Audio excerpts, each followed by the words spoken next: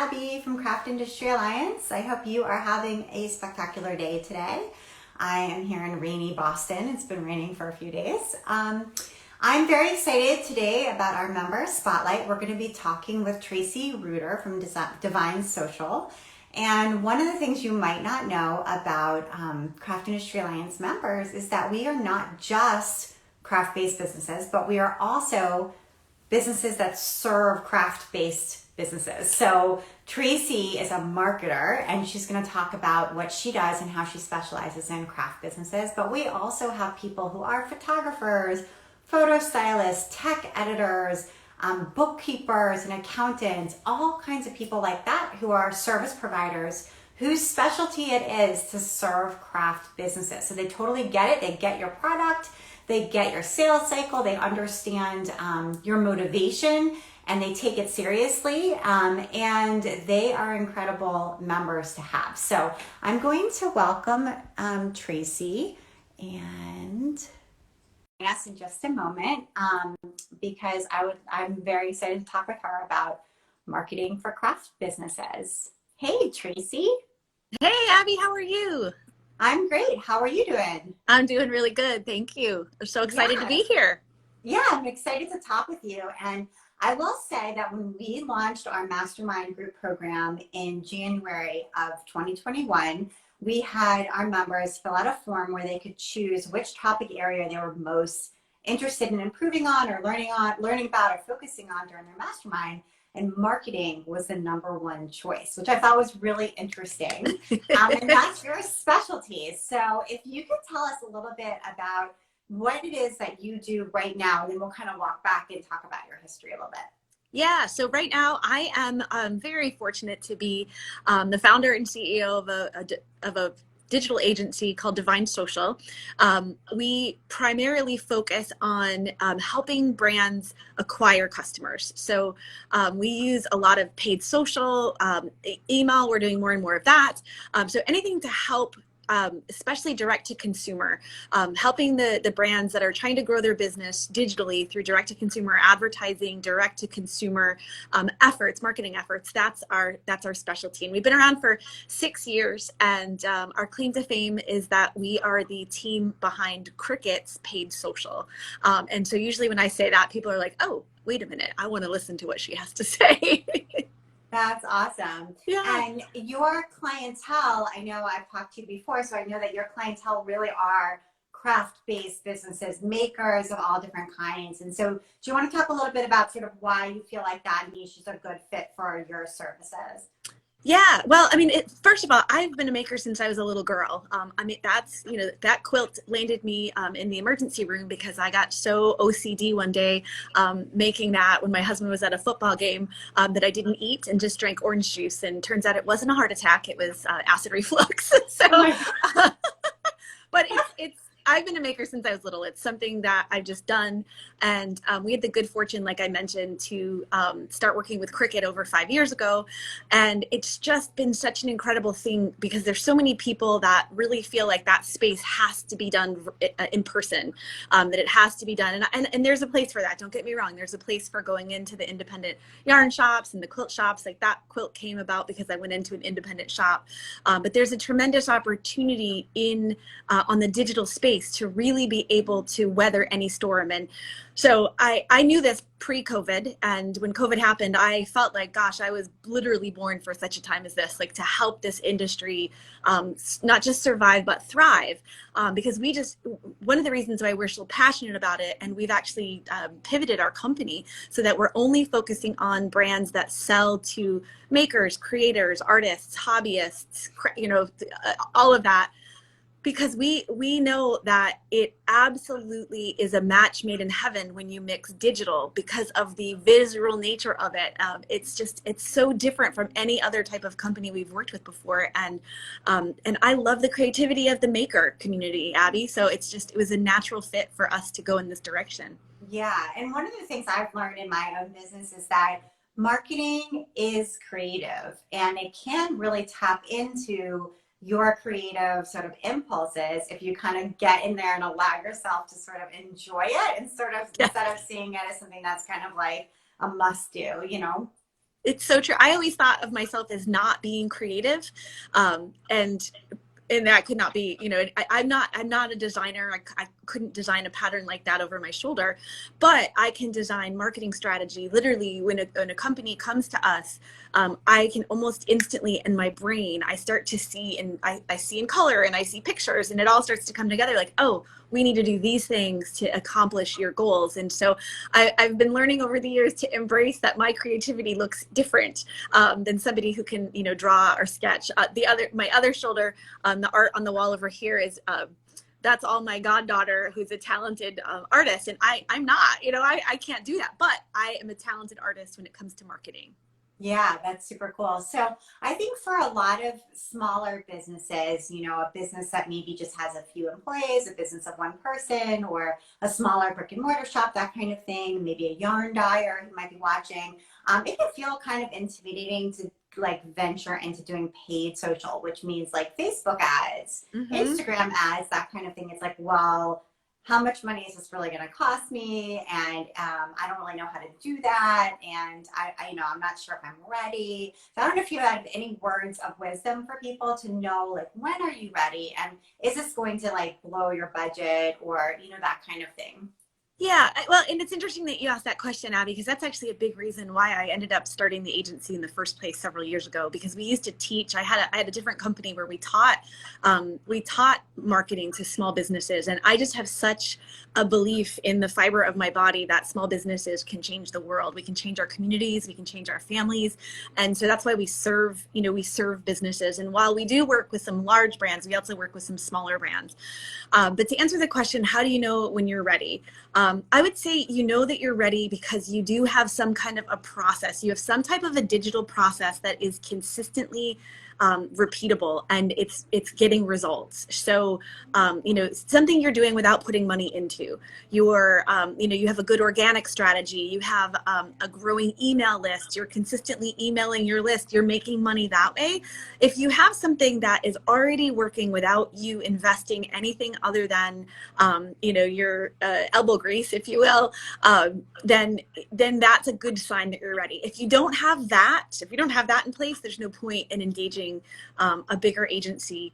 And here's another piece of advice: is I would strongly encourage, especially the smaller companies, don't go and spend a lot of your marketing budget on trying to get your branding right and trying to get everything perfect. The best thing that you can do is to go out and sell, because selling things actually solves all the problems that you'll have on the back end, and then you'll be able to afford to get help. I think it's great to make a mess and then bring in the experts to help you clean it up. Yeah, no, that's true. I mean, I feel like you do need to have some momentum. So maybe Yes. you've written a pattern that's taken off and is selling a ton of, or, you release a product and your website crashes because so many people want it, that kind of thing. Or, in some way you've kind of hit on something and then you, number one, have a little cash coming in. So you Yep. can redeploy that. And then I like your idea of like make a mess, bring somebody in who's an expert to say, okay, like let's make your website convert better. Let's, do some of these things that will help you to scale a little bit. So I think Yeah, that's I a mean, great idea. even in my own agency, that's kind of what's happened. We've made a mess because we've gone out and just focused on serving, and we've got a proven system, a proven offer, and now I'm like, oh, it's time to clean up some of the things that we didn't, we weren't trying to be perfect out of the gate. We were just trying to make an impact, and I think that's what so many people in the creative industry have in common. We want to make an impact with our work, and so make that impact, and that's our sweet spot, is when somebody has got that momentum, because usually most outside agencies, most outside marketers can't help you get that momentum. Sometimes they can, but unless you're really well capitalized, like you really have the money to be able to do that, it's going to come from you. Yeah, right. So that's a good sign that you're ready. Yes. But I think Yes. that's really helpful to know. And there's all different kinds of Facebook and Instagram ads that you can run. There's ones where you're getting like a lookalike audience and you're targeting them. So you have your email list, you upload it, you find people who look like that, and then you target them. And it's a little bit more of like a cold outreach versus you can do a retargeting campaign with your Facebook pixel where people are they're on your site, they're looking at certain products, and then I'm sure this has happen to everybody. You're then on Instagram or you're on Facebook later, and boom, those same products There it is.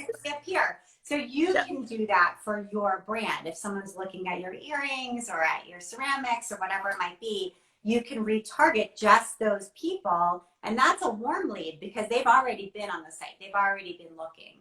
It is. It really is. And, I know it can be really frustrating, especially when you put your heart and soul into what you're doing and people will think, well, I have, what I do is so much better than X, Y, and Z. And unfortunately, the hard truth is that the people who do the best job marketing themselves win. And so if you can start, and nobody can market you better than you in the beginning. So if you can at least start and put yourself out there and make sure that, you're communicating. I used to say that, you could have a lemonade stand in the middle of a desert and be, and have the most sought after product that exists, but if nobody knows you're there, then what good is it? So use organic, use whatever you can. Posting, Pinterest is huge, especially in this space.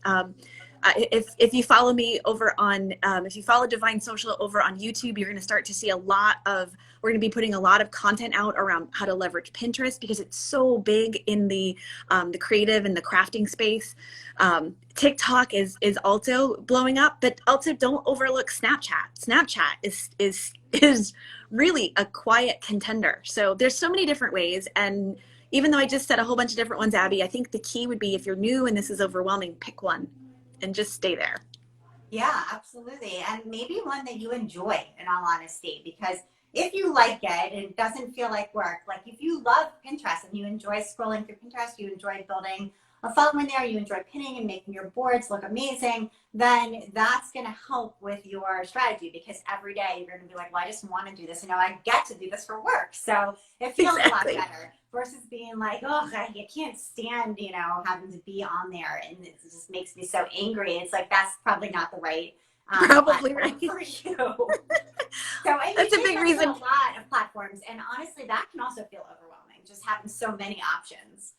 Yeah, it really can be, and that's why the best advice is if you're just getting started, pick one. If you've mastered one and you really have a good source there, then it's time to move on to the next one. We use Pinterest a lot. Pinterest is really big in the crafting space. Instagram is really big in the crafting space. I mean, the good news, bad news about the crafting space is all social platforms really bode well for building a business using digital marketing. So it really does go back to where you are comfortable. But there's been a lot of research specifically on Pinterest, which is so fascinating, that 8 out of 10 users say that when they're on that platform, that it makes them feel positive. And that is a big pull, especially if you're going to run some advertising dollars. So we've been doing more and more over there. But the other thing to keep in mind for everybody listening, whether you've got momentum or you don't, everybody starts somewhere. Even Cricut, when we started working with them, they had very, very tiny budgets. Even for like most of our just starting out clients, their budget was smaller than what you'd expect, and nowhere near where they are today. But we started really, really small, and it's been 5 years, and now they just went public a few weeks ago, and it's really amazing. So it doesn't matter if you're a big company like that or you're just getting started.